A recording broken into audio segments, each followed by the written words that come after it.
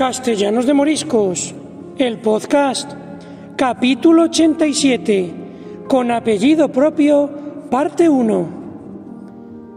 Hoy, 10 de junio de 2024, se celebra el Día Internacional de la Heráldica, una ciencia, definida más bien como un arte, que describe gráficamente los escudos de armas de una estirpe, ciudad o persona. La heráldica es conocida tradicionalmente por reflejar los antepasados y la historia de linajes y dinastías reales. El apellido, eso que acompaña a nuestro nombre desde que nacemos y que no elegimos, es la herencia más antigua que tenemos de nuestros ancestros. Establece nuestra pertenencia a una familia, y esta filiación se remonta a cientos, miles de años. Según datos del último censo, de las 3.110 personas empadronadas en nuestro municipio, 740 se apellidan de primero de forma distinta, mientras que si nos fijamos en el segundo, la cifra asciende a las 800.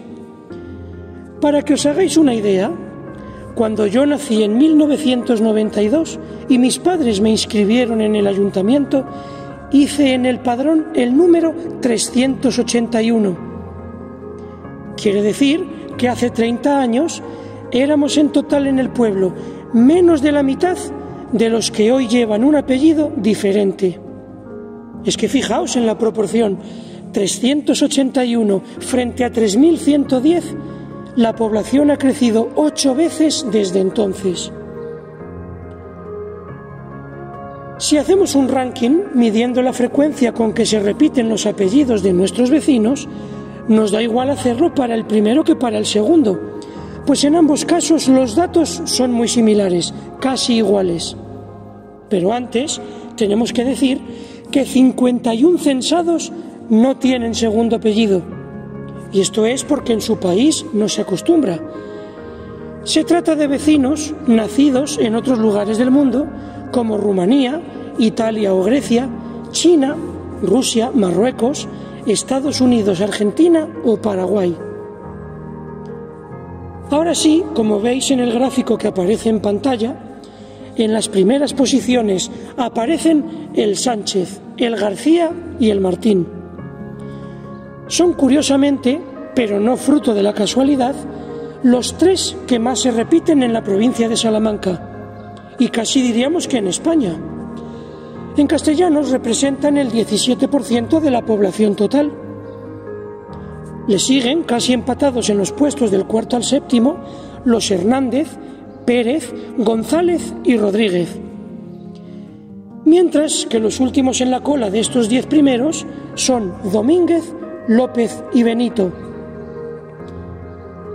La justificación a estos datos es bien sencilla y sabida por la mayoría. Todos ellos son apellidos patronímicos, es decir, proceden del nombre de pila de un ancestro en común.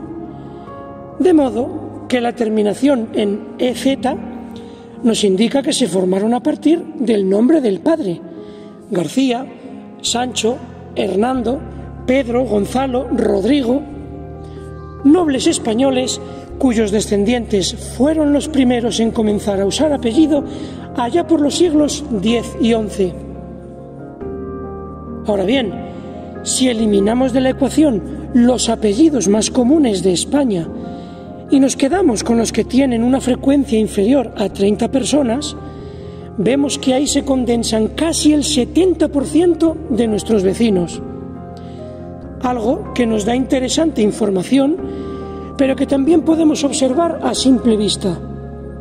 Y es que el hecho de que haya muchos apellidos distintos, pero repetidos por debajo de 4 individuos, nos habla de la cantidad de parejas jóvenes que han venido a vivir a nuestro pueblo en los últimos años y que han tenido 2 hijos o menos. Un fenómeno que ha traído infinidad de consecuencias para castellanos, la mayoría buenas. Una de ellas, la desaparición de la endogamia. Definida esta como la práctica de contraer matrimonio entre sí personas de ascendencia común, naturales de una misma localidad o comarca. No por gusto, obviamente, sino por las limitaciones naturales de siglos atrás. Pensad que antes uno nacía, vivía y moría en su tierra. Por esta razón han existido y existen, aunque cada vez menos, clanes familiares, ojo, sin ánimo de ofender a nadie con lo que voy a decir, autóctonos de nuestro pueblo y su comarca, la Armuña. De modo que hay un buen puñado de apellidos que solo con mencionarlos sabemos de dónde pueden ser.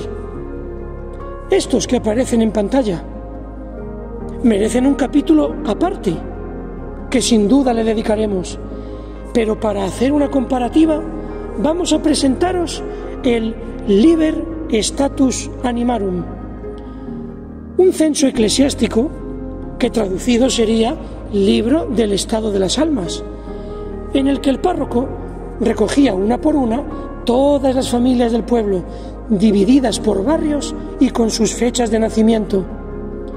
El último, que se confeccionó en castellanos, data del 1 de enero de 1955. Recoge la lista de los 506 vecinos de aquel entonces. Y este es el gráfico con la frecuencia de los apellidos. En este caso, veis que el Escudero superaba ampliamente al González o al García, que empataban en las siguientes posiciones con el Curto, el Bermejo o el Pedraz. Dicho sea de paso, estos son de los apellidos más antiguos de los que se tienen registros en nuestro pueblo. Yo en mi árbol genealógico los tengo todos. También es cierto que en los años 50 era bastante habitual encontrar familias de 5, 6 y hasta 8 hijos, mientras que a día de hoy, en España, tenemos la tasa de fecundidad más baja del mundo, 1,3 hijos por mujer.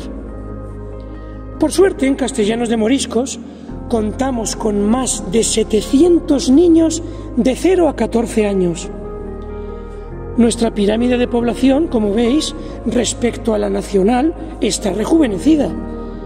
Lo que comentábamos al principio, el grueso de habitantes lo conforman los vecinos que están en su franja de los 30 a los 40 años, que son los padres de esos 700 niños. Eso sí, también se aprecia un valle en la franja adolescente, debido a que el crecimiento de Castellanos despegó hace 20 años. Por eso el reto ahora es ver crecer a esas criaturas y hacerles de nuestro pueblo su mejor sitio para vivir, para que puedan escribir su historia futura.